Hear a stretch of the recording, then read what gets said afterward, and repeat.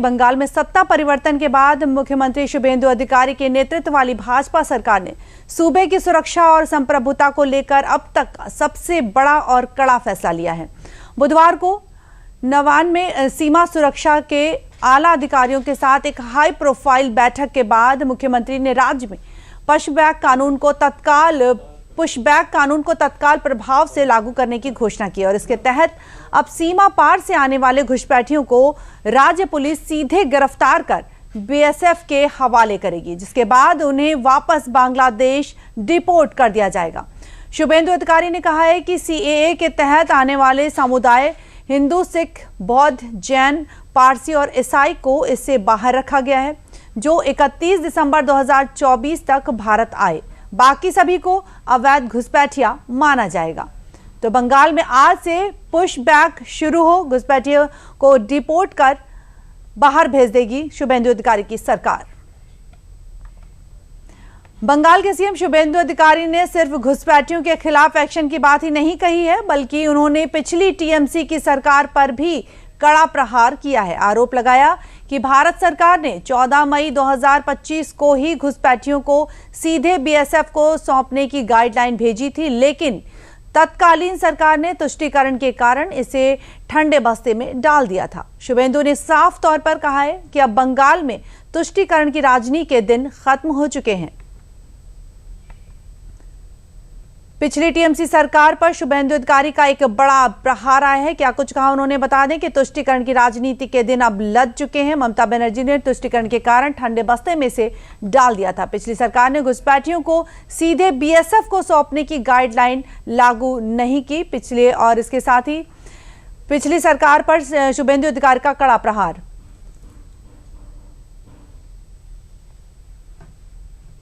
आइए इस पर भी एक जानकारी लेते हैं। हमारे साथ है प्रसन्नजीत, एक बार फिर से जुड़े हैं। प्रसन्नजीत, पश्चिम बंगाल में घुसपैठियों को लेकर शुभेंदु अधिकारी ने किस तरह के जो निर्देश हैं वो दिए हैं और किस तरह की कार्रवाई करने की संभावना जताई है?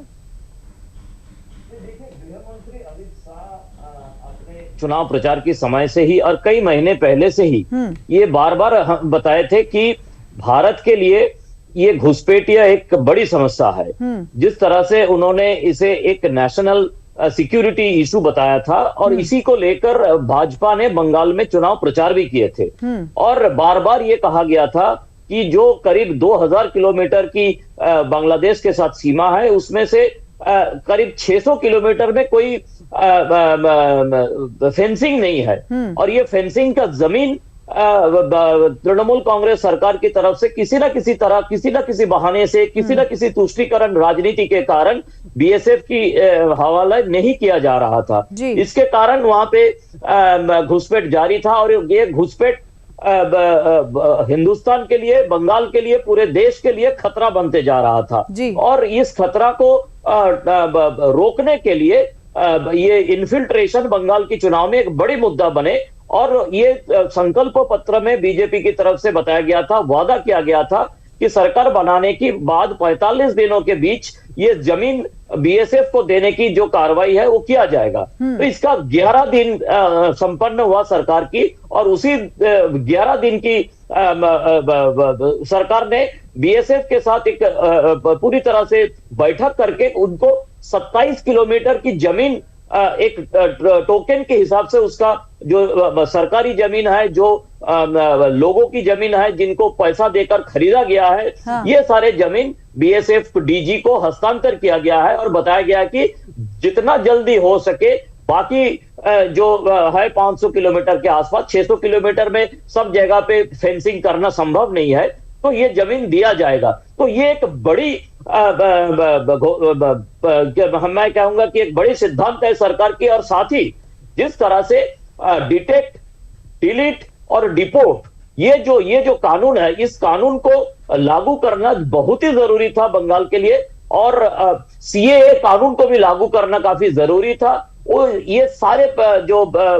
इनिशिएटिव्स है सरकार की तरफ से लिया गया है जो देश के लिए और बंगाल के लिए काफी। लेकिन प्रसन्नजीत, ये भी कहा गया है कि सरकार ने तो इस कानून को 14 मई 2025 को ही बोला था कि घुसपैठियों को सीधे बीएसएफ को सौंपे, लेकिन जो पिछली सरकार थी उन्हें इसे ठंडे बस्ते में डाल दिया था। बिल्कुल, इसीलिए ना लोगों का गुस्सा जो है तृणमूल सरकार के खिलाफ हम ईवीएम में हमें देखने को मिला, क्योंकि एक के बाद एक लोगों के बीच में झूठ फैलाकर और तुष्टीकरण राजनीति करके जिस तरह से बंगाल के और पूरे देश की सिक्योरिटी को दांव पे लगा दिए थे तृणमूल सरकार और ममता बनर्जी की तरफ से लगा दिया गया था, इसके खिलाफ लोगों की आवाज ईवीएम में देखा गया और सरकार की तरफ से उसी आवाज को बुलंद करने के लिए ये सारे जो प्रक्रिया है किया जा रहा है। बिल्कुल, तो कहीं ना कहीं देखा जा सकता है कि शुभेंदु सरकार अब घुसपैठियों के खिलाफ डिटेक्ट, डिलीट और डिपोर्ट का कानून लेकर आई है। बहुत बहुत धन्यवाद प्रसन्नजीत हमसे जुड़ने के लिए।